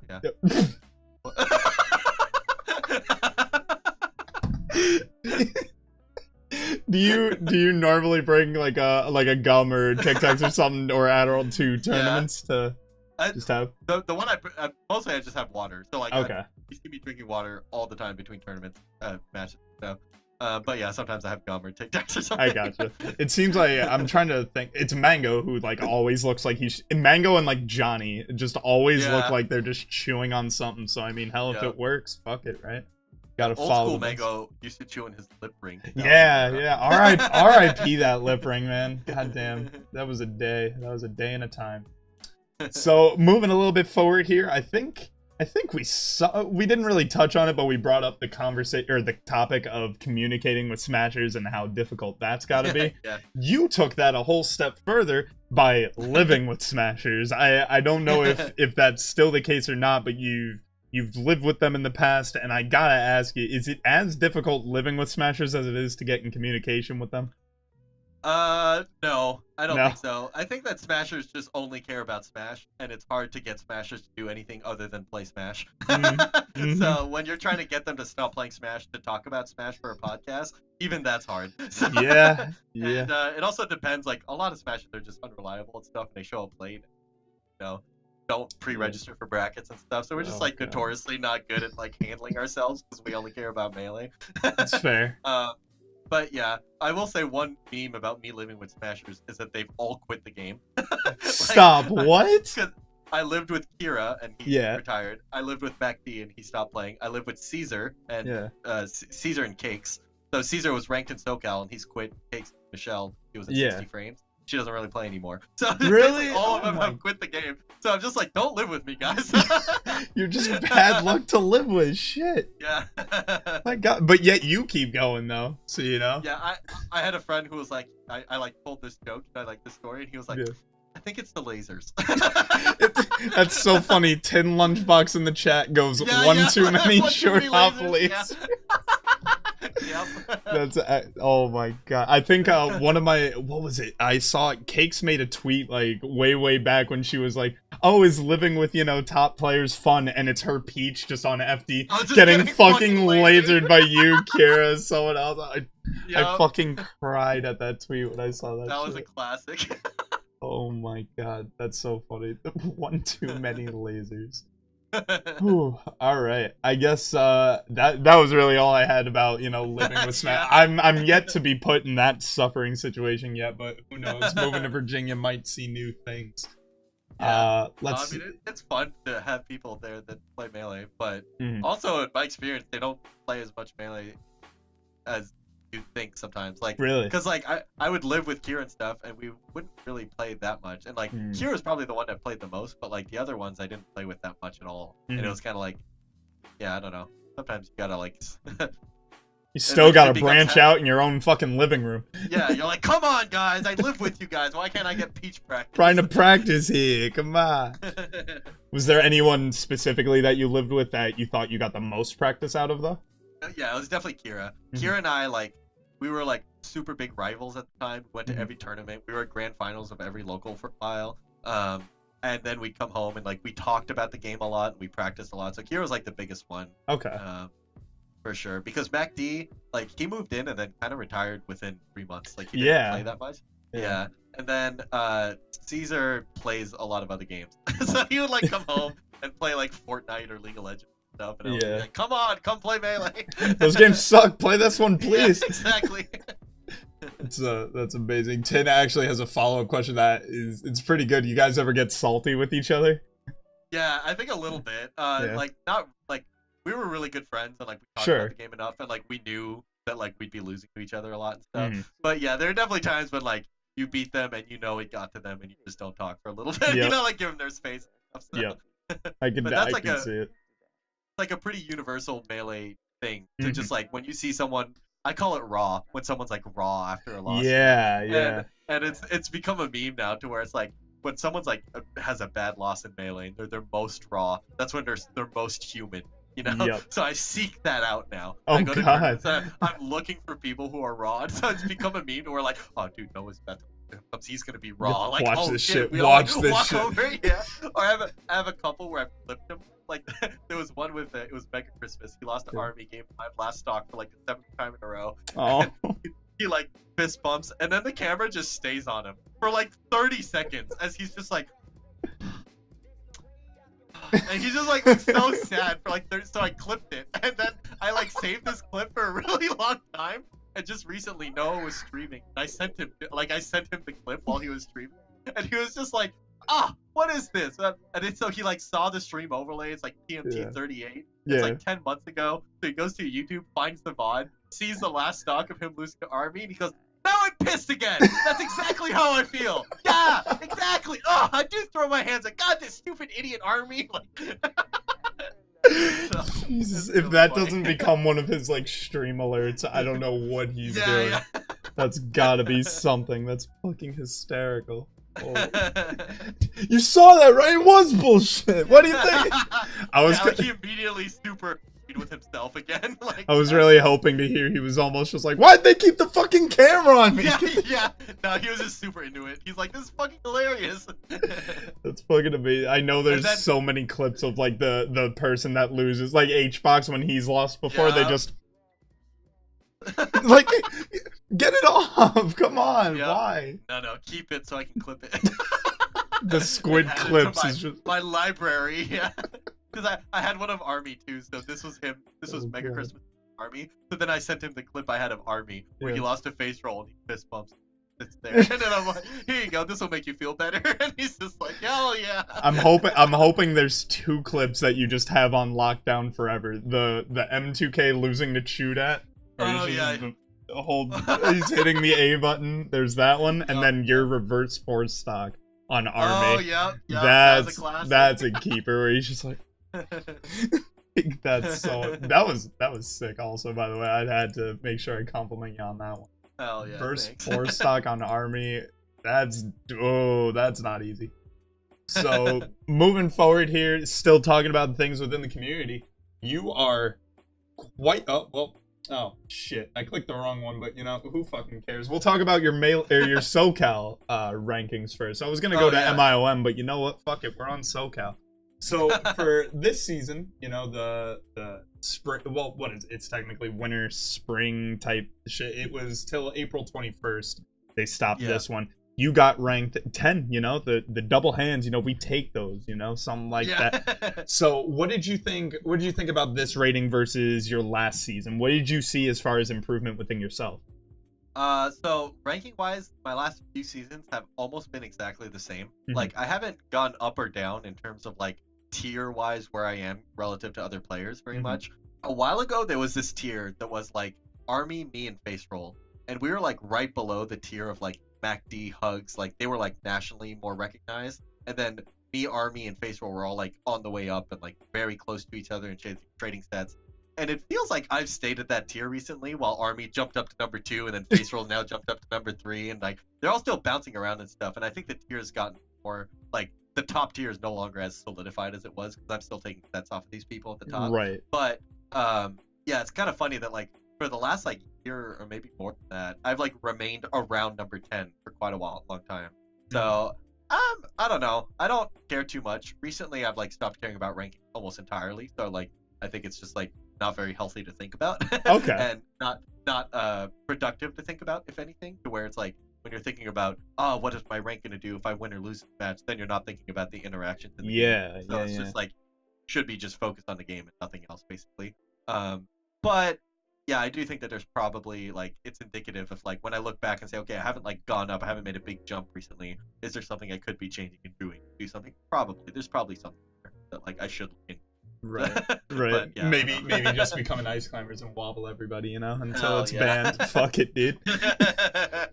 So did you have a favorite person that you would enjoy playing against, whether it's for the competitive like drive, you know, I want to beat this person, or the oh, I can't wait to sweep this dumbass, like all that shit, like yeah, I think there's fun storylines to develop in local, like because you go to so many locals and there's so many people. Like Kira and I used to be like, it used to be Kira. He was the guy that I just wanted to. He used to be objectively ranked above me, and then I started trading sets with him, and then I kind of surpassed him, and then he kind of caught up, and then he kind of retired eventually. So he was it for a long time. Then it was Face Roll, and then Face Roll kind of started getting the upper hand on me, but I'm still taking sets from him and stuff. And then Army and I had a long stint where he was beating me in trading sets. Nowadays, I really like playing Army because I think I've become very good against ice climbers. So now I'm always like pretty confident going into the Army sets and stuff. So yeah, I don't know. Everyone kind of gives something different, and like a lot of the people ranked above you, you like have a big shot to do something cool, and then the people ranked below you, it's like, okay, let's see if I can like maintain this and make sure I can still keep up the winning record I've had in the past. Like recently, Nut in SoCal has been having huge level ups. I think he's positive on West Balls this season. Okay. So every time I play him, it's like, oh, well, I have a winning record and I've been winning in the past, but he's leveling up, so I got to be careful and stuff. So yeah, they're really fun. Yeah. now looking at it the other way around, is there anyone that you hate playing against? I don't think so. For a while, I hated playing Bizarro Flame just because he beat me a long time ago at like an SSS, and that was like the most salty I'd ever been. So really? I was like up a lot, and then it's Ganon, and then I lost, and it was just like down air, tech chase, forward air, die at 30. I was like, ah! So I was like super mad about that one. And then I played him at Red Bull Gods and Gatekeepers, and I beat him. And the format for that tournament was like a big, huge bracket into like the weird, like, not redemption bracket, but like there was like a gatekeepers or something, right? Yeah, That's what the it was. gatekeeper bracket. Yeah. So like the gods had their own like round robin pools or something, and then or crew battles, and then the gatekeepers had their own bracket. So I played Bizarre Flame in the first bracket and I beat him, and then I played him again in the gatekeeper bracket and I lost. And so I was so mad again because I was like, oh, it's the same guy. Like, right. So yeah, but not literally not for any particular reason. You know, like it's just that like I. So yeah, not really. I think there's no one that like I play and I'm like, oh god damn it. I think everyone's like, either I beat them or I lose to them, and therefore I want to beat them. I gotcha. If it, you know what, maybe if this would be even better to, or not better, but if this would be different to answer, is there a matchup that you hate playing? Yeah, no, not really. No? People ask me like, what's my favorite matchup and stuff, and it's always like whichever one I've studied the most in the last 2 months. Like, okay, it's like I have a really hard, like for a while, like a lot of Falcos say they like the Fox matchup, and then it's like Fox, like I just get destroyed by Lucky every week. How can that be my favorite matchup? You know, right? So right. I don't know. It's hard to say. There's someone of every character that can beat basically, so it's hard to say what's my favorite matchup. Basically, I think like I know a lot about a lot of matchups at this point, so they're all pretty fun. Ice Climbers is probably the one I feel I'm the closest to being done with. Like I know so much about Ice Climbers. I don't think there's like that much more to know, and I'm like pretty good against them. But also I think that like all the bad characters, there's not that much they can do, and I kind of don't think Ice Climbers are that good. So like if I play Luigi, it's like, well, I mean, I guess I like the Luigi matchup because I win a lot. You know? Like, I don't know. But like of the top 7 characters like Fox, Falco, Sheik, Marth and stuff, like no, I don't know. Like I lose to Marth a lot, but I love playing Marth. It's fun, and I just need to like get better at it. So yeah. For sure. No, that I think that's a good way of looking at it. It's a lot better than just looking at any matchup and just saying like, well, fuck, this tilts me, or wow, this matchup, I know it's going to create a problem for me in my head. If you just look at every matchup the same, like, you know, I'm just going in, do my best at it, you know, that's probably the best mentality to have for it.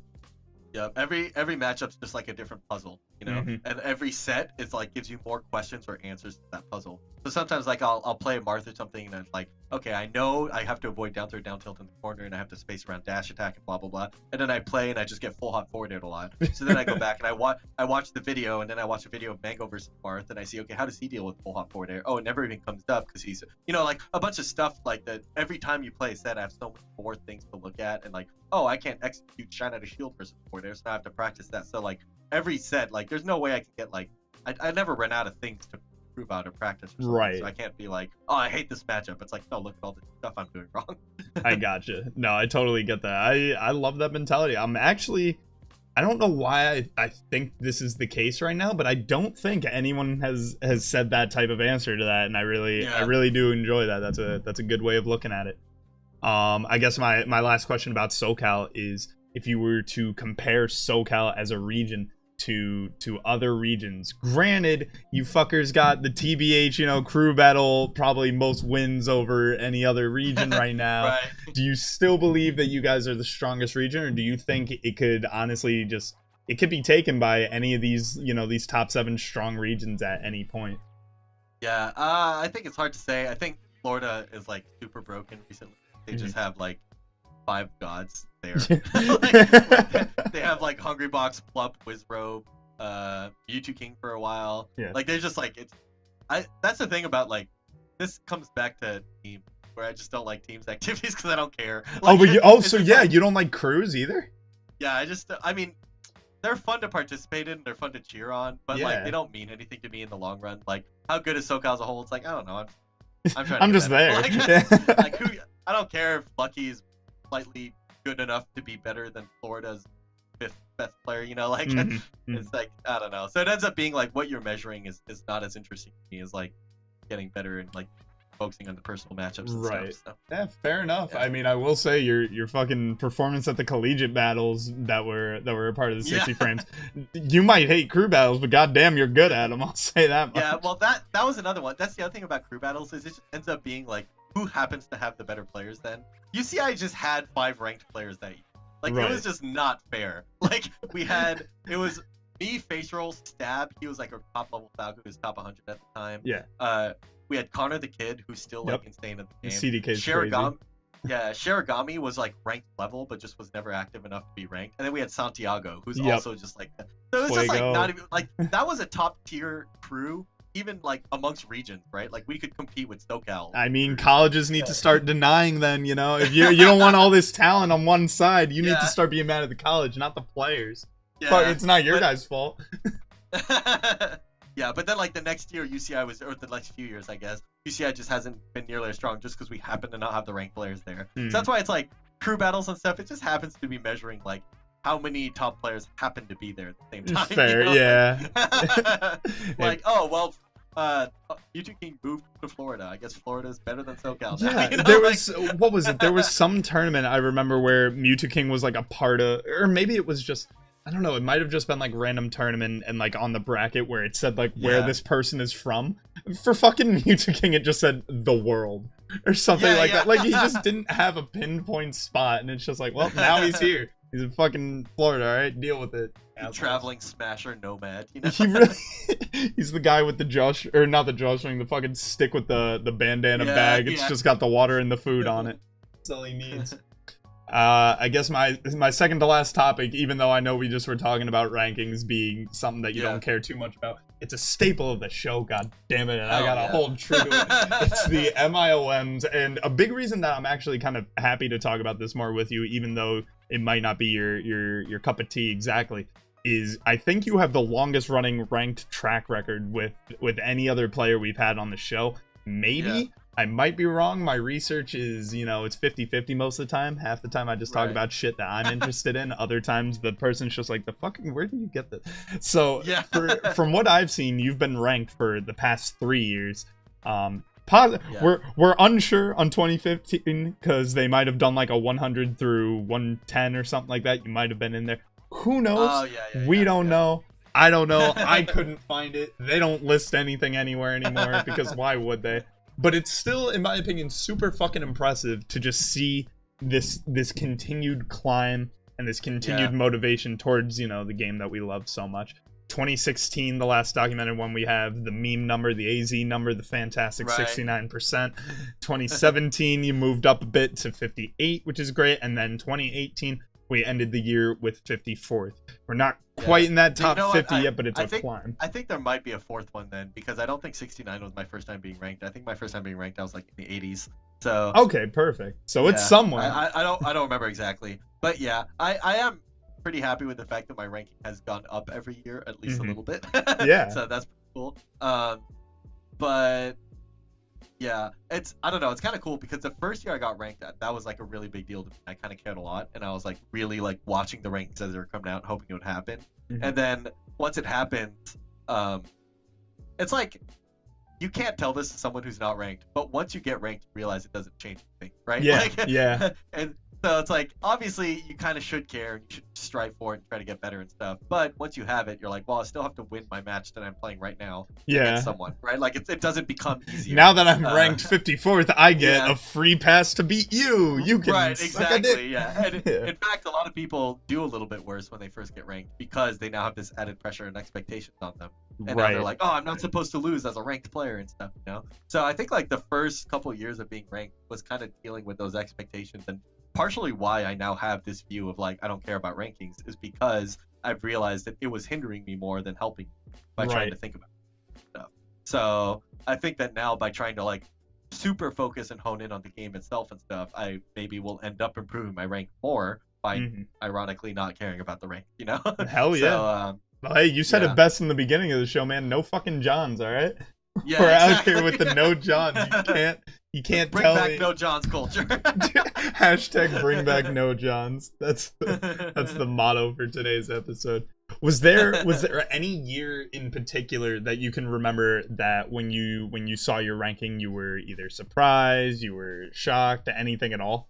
Yeah, not really. I think every year I've been around where I expected to be, just based on results, because it really is based on results and not based like it's kind of based on results and kind of based on like popularity, you know. And I've always had like slightly inflated popularity for my skill level, I feel, based on like the 60 frames documentary like blew up. It has like hundreds of thousands of views on there. Yeah, I like did not expect that at all. That was just like someone's senior thesis he was doing, and then like a ton of people walked up to me and told me they knew that me from there and stuff. And I was like, holy shit, you know? Yeah. And then I did the multi-shine tutorial on SSBM tutorials a long time ago, and that also has like 300,000 views. And I was like, holy shit! Like that's where I learned mine, man. I'll forever give you credit for that. There's just a bunch of like things like that happened to blow up, and so like I'm like kind of very like pretty well known in the community, despite like I don't know. This was especially true when I was like lower ranked. Like I was like in the 80s and stuff, but I was like way more known than the other people that were around the 80s and stuff. You know? Yeah. So it was always kind of like weird to like have that sort of notoriety and stuff.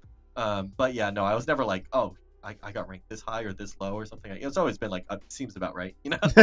This seems goods in the chat. Yeah. That seems fair, you know. Instead of I like the mentality of not over focusing your number. I think that's been a common theme too when I've asked ranked players about, you know, what did you think of this? And it's, you know, it was a number, I got it, and we move on. I'm just waiting for the one day the dude's just like, it was fucking bullshit, you know, like that's what I really I will say that rankings are really fun to talk about though. Like they're not fun to like assign value for yourself on them, but it's really fun to just go through rankings and be like, oh, this guy's better than him, but remember you beat that guy. Like just a bunch of all the different discussions you can have with Melee or just end up being really fun. Right. Like, oh yeah, he's ranked this high, but he plays Pikachu and blah blah blah. You know, like all that shit. He's good, but like, you know, look how good he shouldn't be. You know, I think the hugs age meme was probably one of my favorites from rankings, where it's like, congrats on being like 40 something. He's like, I'm not that. Oh, you fuckers! Like they're referring to like his MIO or some shit. That was oh my god. That was some of my favorite moments from rankings. But yeah, I guess moving on to our last segment of the show here is well, before, if we have any more chat questions, we'll read those. But our last bit, which we do pretty much every episode, I don't think we've missed it once since we added it, except for maybe last episode. Who knows? But it's Tournament Tales. Gonna bring up a tournament. You have no idea what tournament it is, right? I never told you about it. You have no idea? Nope. Yep. Nope. See, there we go. Good. That's the clarification we needed. And I'm just gonna ask, you know, favorite moment, set, experience, what you remember from it, if you would attend it again, all that good shit. And if you were to take a wild guess, what am I shooting? All the tournaments you've attended, because you've attended a fucking shit ton. Yeah, it's like literally hundreds. You really have. Yeah, I'll save you the struggle there. It is GTX 2018, Gaming Tyrant Expo 2018. It seems like it was a pretty damn good tournament for you, all things considered. But besides that, it was a very interesting tournament overall. You know, not only you placing 5th, but we have, you know, people like, let's see, like we had Lucky and Ginger placing 9th, you know. Had Absent Page Mike Hayes at 13th, Mega Estimates down at 17th, you know, just a really crazy list of like people that ended up doing well versus those that didn't. And I mean, huge congrats to you placing 5th. So what would you say you remember about this tournament as far as memorable moments, favorite moments, all that shit? Yeah, that tournament was actually super cool for me, especially because it was our first tournament since being picked up by Prometheus. So like this was our first sponsored tournament, and I ended up doing really well, partially by beating both other Prometheus players at the tournament. Right, I beat both Captain Face Roll and Bananas, but like that was really fun because we all like stayed together at a house, and then like we all like traveled like the sponsor, like, I don't know, coach, not really a coach, but he was there like following us around and like talking to us and stuff as it was going. It was really fun, and then I ended up doing really well. I beat Westballs at that tournament too. And then I beat Captain Face Roll, who had a very winning record on me at the time. But that time I beat him, and it was 3-0, so it was pretty decisive. And then I played Bananas, and I was really confident going into the Banana set. I think that was the first time I played him, or maybe the second time. But I had a ton of Army experience, and that was like around the time I had started to become pretty positive on Army. So I was like, all right, I'm pretty sure I can do it. Here's a different top-level Ice Climbers. Let's see how it goes.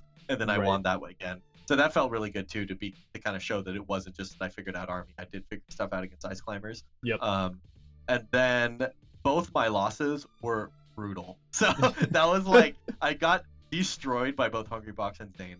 So any sort of like ego that like once I got to that point to where like, you know what, I'm getting pretty good. Oh nice, I got triple 4-stocked. All right, never mind, I'm complete trash. Yeah, it's funny how Melee does that, right? Like with like, oh, there's levels to this shit. To where like, oh, 100%. As soon as you start to think like, oh, you know what, I'm pretty good, there's always someone there that's like, actually no. Like, oh yeah. So yeah, so definitely hugely positive memory for me. That was like one of my biggest tournaments. Really good showing and very fun to be like first sponsored tournament. And if I were to add an asterisk, is I definitely after the tournament was left feeling like this was supposed to be a good tournament, but god damn, I got fucked up. You know? I made it in the money, but damn did I get fucked up. Yeah. Fair enough. If it makes you feel any better, which I don't think it will, but I'll say it anyway. A sad and embarrassing fact about the donut here. First time I ever made it to Grands, I felt super good. I was like, let's go. Beat this dude's ass. I was like, I'm gonna win this whole fucking tournament. This is easy for me. I'm just gonna go commentate up until Grands now. Go and commentate, get on for fucking grand finals, got like 6-0'd. Just fucking felt like the saddest person ever. But you know, you learn from it, you know? You're like, wow, exactly. I fucking suck. Get this cocky brain out of my head and just move on. So I guess the last question is, would you attend again if 2019 somehow rolls around, even though we're... Honestly, it's so weird. We're at like the halfway point of 2019 already. God, this I know, year right? moves quick. Yeah, I think I would. The thing is, so it's in Utah, so we had to fly there. And as I said, that was the first sponsored tournament we had, so we did have our flights paid for to go there. I don't know if I'll still be sponsored by the time the next one comes out, and I probably will not pay out of pocket just because, like I said before, with like flying the nationals and stuff is like expensive, and there's a lot of other ways to get practice, especially in SoCal anyways. So, and like if you care about improving your rank, you should probably be traveling a lot, but I've already said I don't. So it's like, I don't know. Because the other thing is like with ranking is that you should only care about ranking if you think that you're where you want to be in the long run. So like my current skill level, like the absolute peak that I could perform, if I go to a tournament and played my absolute best, I don't think I would beat Hungrybox or Mango or Zane, you know, like these top level players. So like, who cares what I'm currently ranked, because I'm not satisfied. Like if let's say the range of where I could be ranked is like here to here, but my long-term goal is up here. So like, why would I care about this? Like I'm looking at like next year's ranking, I'm hoping to be here, but this year I don't care, or something like that, you know? So yeah, I don't know. GTX was definitely a good tournament, and it was fun. The stream was cool, and like TOs were good and stuff, and the area was cool. So no reason not to go other than tournaments are expensive. Yeah, no, I think that's pretty straightforward. It's honest, yeah. If you can afford it, bug it, dude. If not, well, see you next year, maybe. Yeah. All right. Well, man, that's pretty much all I've got for you. We've been going for almost like an hour and a half, something like that. Maybe it's been an absolute blast. The only thing left here is to give you the red carpet treatment. Roll out whatever wherever the people can follow you, check you out. Plug whatever you've got going on, man. Follow me on Twitter at Squid's Laugh. I post all those tech skill demonstrations that he was talking about and just melee jokes and stuff. I don't know, Twitch. I will maybe start streaming one day. Follow me on Twitch at Squid's Laugh. It might be Squids_Laugh. I don't know. Oh shit, is it? Oh no. I have you as Squid's Laugh without an underscore. Oh. On Twitter, there's no underscore for sure, but on Twitch there might be. But I don't know. If there is, guys, we'll fix it in the description. I swear. Honestly, I've literally streamed twice ever, so who cares? But, there we go. Follow Ginger's YouTube because I have a bunch of and his stream, I guess, because I do a bunch of shows with Ginger with bird call and bird watching and stuff, and that stuff's really fun. Yeah, I think that's it. I don't think I have. Oh, Prometheus, I guess. Oh, yeah. I'm sponsored for that. Oh yeah, I forgot about that. It's all good, man. I don't know. This was fun though. So. Yeah, no, this has been an absolute blast, man. I'm really glad we got to set this up. And spoiler for those that have no idea how this show works, this was set up super fucking last minute, so this has been an absolute blast. I'm glad everything went well, minus a technical difficulty in the intro, which is actually still fucking hysterical. Yeah, I'm impressed by your preparation. You had tons of prepared questions and stuff that I appreciate it. You did in basically a day. So a day or two. I'll be honest, it was let's see, 9 hours. 9 hours. Got out of work at 12. So we're doing our best out here. And I truly do appreciate that. I want to give a big thank you to everyone that's been here, and the viewers, been the followers, the supporters, all that shit. We've gone through 3 whole seasons of this show, and we're wrapping up on such in my the ending boom, love it. We're wrapping up on such a great note, in my opinion. This has been an absolute blessing. Gotta always shout out Kyoto for the opportunity, getting to host this through them for the past 9 episodes that we did. The show is not ending by any means, but we probably are going to be taking about a month break or so, you know, just kind of catch up, do our own thing, build up, you know, a guest list that we actually can have people stick to a fucking schedule, which would be amazing. But, you know, who knows? We'll see where it goes from there. And then throw that schedule out the window. Oh, 100%. Just fucking, hey, Evo 2019 and a half is coming out, and Melee's there. Everyone you wanted to be on your show is going. So, fuck it. We'll figure it out how it goes. You guys have been an absolute blessing. Squid, you've been an absolute fantastic guest. And guys, we'll see you on the next one. Take care.